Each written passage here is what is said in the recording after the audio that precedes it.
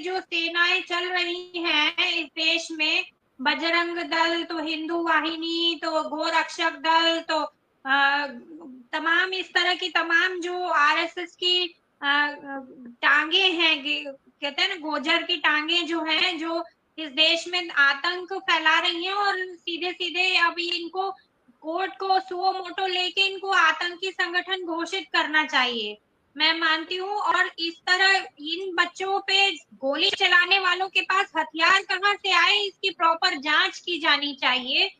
और कैसे इनको इतना हक मिला हुआ है इस तरह से। और ये एकदम अति है, अब एक के बाद एक इस तरह की घटनाएं हो रही हैं, और हम लोगों को सबको इस बात को लेकर के कोर्ट में, सुप्रीम कोर्ट के माननीय जजों को कहना चाहिए कि अब बस करिए, अब इंसान की जान की कोई कीमत है कि नहीं इस देश में।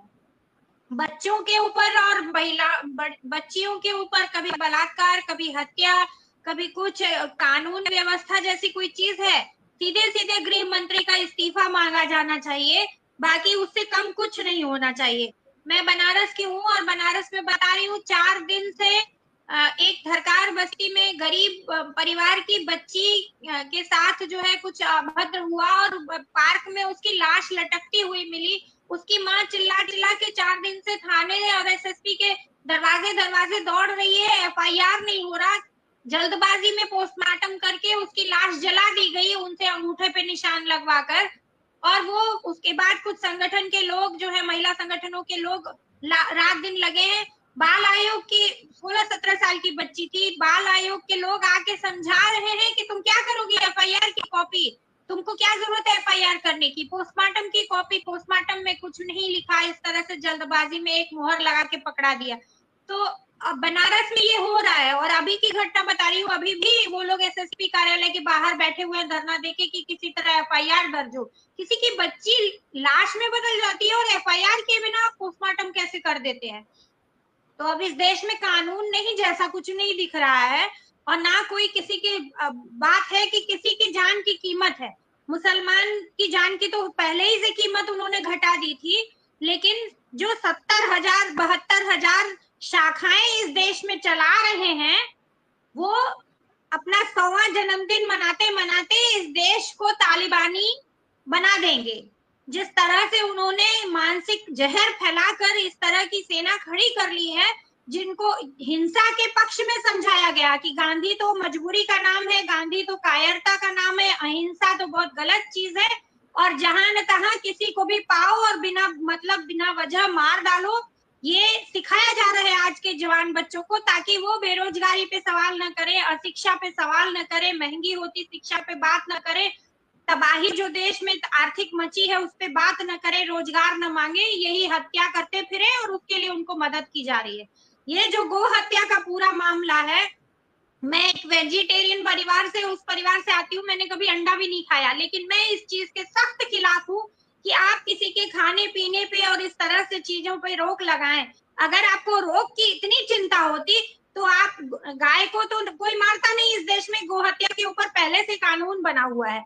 जबरदस्ती का ये इस तरह से एक तमाशा खड़ा करते हैं भैंस के नाम पर, कभी किसी और के। अगर इतनी चिंता है तो कत्ल खाने क्यों चल रहे हैं सरकारी इस देश में, या बड़ी बड़ी कंपनियां कत्ल खाने क्यों चल रहे हैं, पशुपालन, पशु के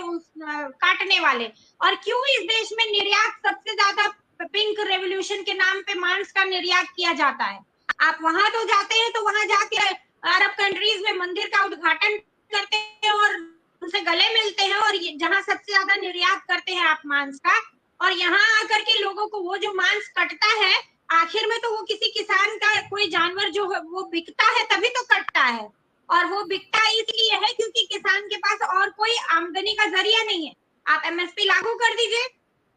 आप किसानों को पशुपालन के नाम पे मदद देना शुरू कर दीजिए। क्यों वो बुजुर्ग या बीमार या किसी तरह से जिनको नहीं पाल पाएगा उनको बेचने जाएगा, आप वो सब कुछ नहीं करेंगे। गौशालाओं के नाम पे आपने मर्चरी बना रखी है जहाँ पे गाय भूखी मरती हैं, और उसके बाद किसानों को जो है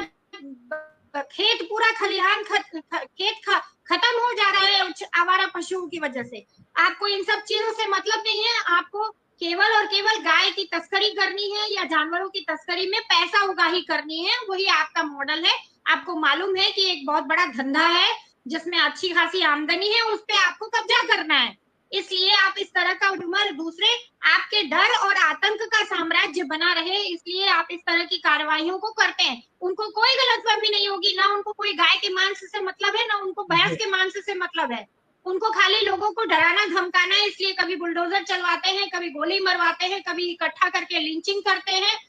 कोई ना कोई टारगेट बीच बीच में खड़ा करते रहना है, और इलेक्शन के टाइम पे ज्यादा करना है, ताकि आप उनसे डर के रहें, आतंक में रहें। ये कुल